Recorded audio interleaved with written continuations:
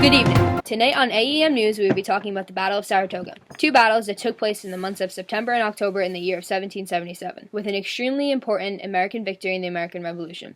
There were many advantages to winning this battle that changed the lives of many people. We go to Michael Foley, who will be talking to Mr. Burgoyne and Mr. Gates. These two people played a very big part in the battle. Let's get the scoop. Thank you, Aaron. I'm here with John Burgoyne. Hello, Mr. Burgoyne. Hello. I have a few questions to ask you about having to do with the Battle of Saratoga. First, what comeback scheme do you convince the London High Command to allow you to pursue? Well, I wanted to invade America from Canada by advancing down the Hudson River to Albany, where I would meet Sir William Howe and his troops coming north from New Jersey and New York. What happened during the so-called First Battle of Saratoga? Well, people like to call it the Battle of Freeman's Farm. My men and I ran into Americans at Venice Heights, New York.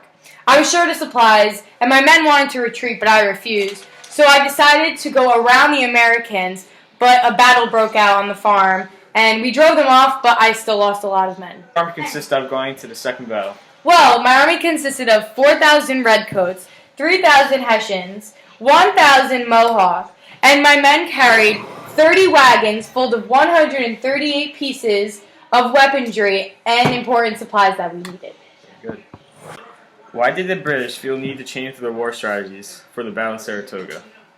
We felt the need to move our men closer to the coast after the Battle of Saratoga because we had a strong navy and we would be close to our supply bases.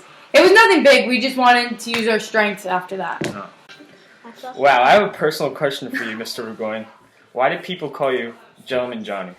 Well, my nickname is Gentleman Johnny because I'm known for having a lot of spare time and I tend to throw a lot of parties between battles. Thank you, Mr. Burgoyne. Anytime. Stay tuned. I will be interviewing General Horatio Gates, the commander of the Northern Department of the Continental Army. Hello, ladies and gentlemen. I'm now here with General Horatio Gates. Hello. Hello. Hello, Mr. Gates. We just want to ask you a few questions about the Battle of Saratoga. Our first question is, why were you chosen to command the American troops by the Continental Congress? Well, hold on, Mr. Foley. I can't stay long because I need to get back with my men. But anyways, I was chosen to be the commander because I was known to be a very popular leader. Yeah. Due to this, I needed a lot of men, so I grabbed people from New York and New England. Why was Mr. Burgoyne's surrender considered a major accomplishment for your American troops? Well, obviously winning a battle is a very big deal. Yeah. But considering we have only won on sneak attacks, it meant a lot to my troops.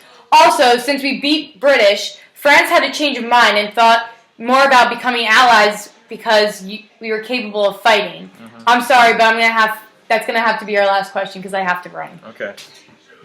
Well, back to you, Aaron. Thank you, Michael, for that lovely report. As you can see, the world around us is changing and will never be the same. Thank you for watching. Have a great night. Cut. Billy, where's my coffee?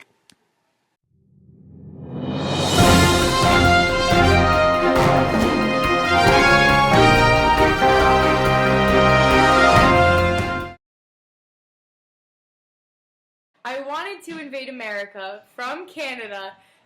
Dad, you can't do that! You can't do that! What did I do? You can't do that! Mr. Burgoyne, I have a few questions to ask you about having to do with the Battle of Saratoga. First, where am I? Very fascinating. What happened during the so-called Battle of Saratoga? What did your army consist of going to the second battle? Well, my army consisted of 4,000 Redcoats, Aaron!